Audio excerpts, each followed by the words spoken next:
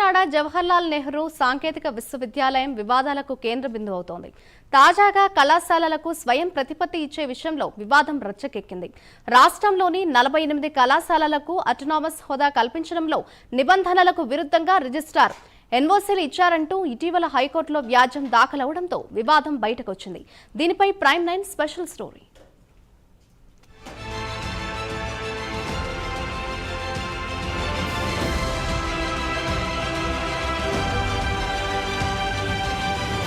University పరిధిలోని కళాశాలలకు స్వయం ప్రతిపత్తి కల్పించడంలో అవినీతి జరిగిందని ఫిర్యాదులొచ్చాయి. దీంతో హైకోర్టులో పిటిషన్ వేశారు. విజయనగరం కళాశాలకు స్వయం ప్రతిపత్తి దక్కడంపై ప్రధానంగా ఫిర్యాదుదారు అభ్యంతరం వ్యక్తం చేశారు.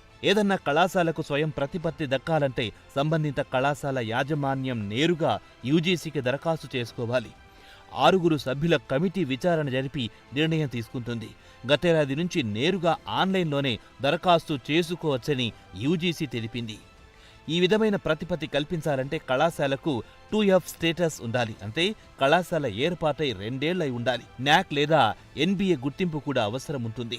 JNTUK నుంచి ఓ అధికారి క్షేత్రస్థాయి పరిశీలన చేసి నివేదిక ఇవ్వాలి. అప్పుడే యూజీసీ స్వయం ప్రతిపత్తి కల్పిస్తుంది.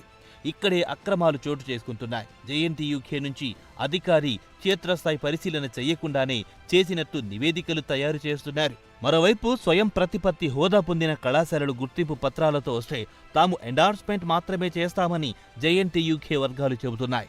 కళాశాల కార్యవర్గం, academic council, board of studies, finance కమిటీలకు ఒక ప్రతినిధిని నియమించుకోవాలి. దీనికి సంబంధించి మార్గదర్శకాలను విడుదల చేస్తామని యూనివర్సిటీ వర్గాలు చెబుతున్నారు. 2023 వరకు కొన్ని కళాశాలలు JNTUKను ఎన్ఓసీ కోరితే మరికొన్ని నేరుగా యూజీసీకి దరఖాస్తు చేసుకున్నాయి. క్షేత్రస్థాయి పరిశీలన లేకుండా యూజీసీ అనుమతులు ఇవ్వడంతో అర్హత లేని వాటికి గుర్తింపు దక్కిందన్న వాదన వినిపిస్తోంది. గతంలో పనిచేసిన వారి పాత్ర ఉన్నప్పటికీ ప్రస్తుత రిజిస్ట్రార్ సుమలత హైకోర్టు నోటీసులు అందుకోవడం గమనించదగ్గ విషయం.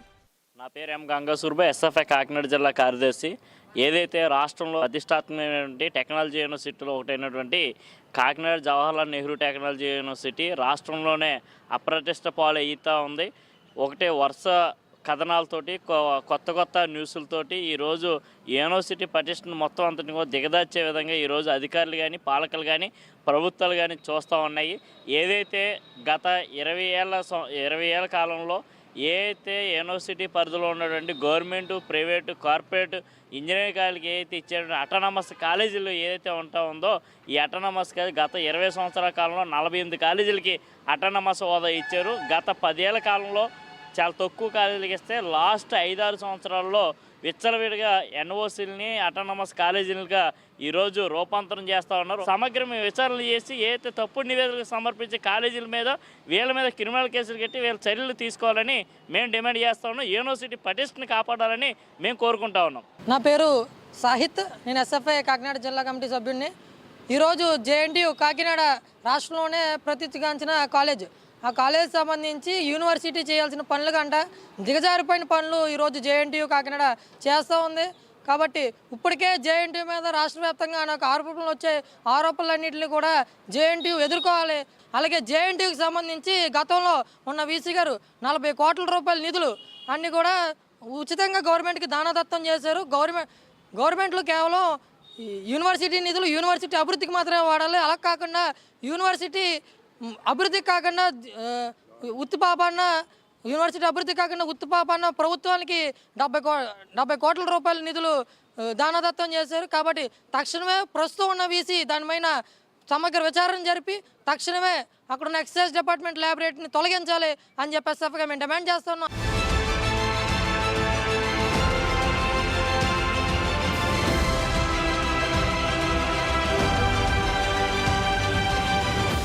JNTUK కింద కొనసాగుతున్న JNTU గురజాడ విజయనగరం పరిధిలో 9 కళాశాలలున్నాయి. 2001, 2002లో స్వయం ప్రతిపత్తి దక్కించుకున్న కాకినాడ JNTU ఇంజనీరింగ్ కళాశాలతో పాటు 2014-15 నుంచి 2023-24 మధ్య అటానమస్ పొందిన కాకినాడ, తూర్పు గోదావరి, కోనసీమ, పశ్చిమ గోదావరి, ఏలూరు, గుంటూరు, కృష్ణా, NTR, ప్రకాశం జిల్లాలోని కళాశాలలు కూడా ఉన్నాయి. 48 ఇంజనీరింగ్ కళాశాలలు అటానమస్ హోదా పొందే విషయంలో రిజిస్ట్రార్ నిబంధనలకు విరుద్ధంగా ఎన్ఓసీ జారీ చేశారని CBI, ED తదితర సంస్థలతో దర్యాప్తు చేయించాలని కోరుతూ Joseph, Sriharsha, Mary Indraja educational society chairman KVK Rao హైకోర్టులో వ్యాజ్యం వేశారు.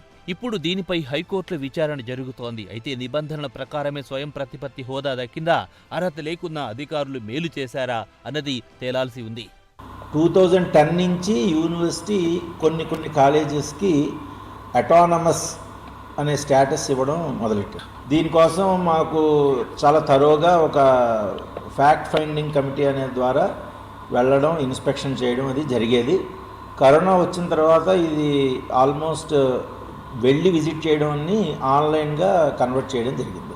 2 years బ్యాక్ నుంచి, అంటే సుమారు జూన్ 22 దాకా, ఒక సంవత్సరం పాటు మేబీ ఈ అటానమస్ స్టేటస్, దాని తర్వాత అంతా యూజీసీఏ ఇచ్చేది. మొదట్లో యూనివర్సిటీ ఇచ్చేది, తర్వాత university grants commission central government ఇచ్చేది. వేరే యూజీసీ ఇన్స్పెక్షన్ చేసేవన్నీ కూడా చాలా కొంచెం లిబరల్గా ఉంటాయి. దీనికి కారణం ఏంటంటే ఇప్పుడు ఈ మధ్య జరిగేవన్నీ యూజీసీ ఇచ్చినటువంటి స్టేటస్సే అటానమస్. దీంట్లో యూనివర్సిటీ ప్రమేయం చాలా తక్కువ ఉంటుంది. వాళ్ళు కొన్ని విషయాల్లో యూనివర్సిటీకి అబ్జెక్షన్ లేదు కదా అని వాళ్ళు అడిగితే మాత్రమే యూనివర్సిటీ కొన్ని కాలేజీలకి నో అబ్జెక్షన్ సర్టిఫికేట్ అనేది ఇస్తుంది. కానీ అటానమస్ అనేది పూర్తిగా university grants commission central government చేతిలో ఉన్నదే, చాలా హై బాడీ. వాళ్ళు ఇచ్చిన తర్వాత మేము చేసేది దాన్ని కన్ఫర్మెంట్ అంటాం. అంటే వాళ్ళు ఇచ్చిన దాన్ని ఇంకా మేము ప్రశ్న లేదు, దాని ఎస్ అని మేము అంటాం అంతే. కానీ యూనివర్సిటీ ప్రత్యేకంగా ఏమీ స్టేటస్ ఇవ్వదు.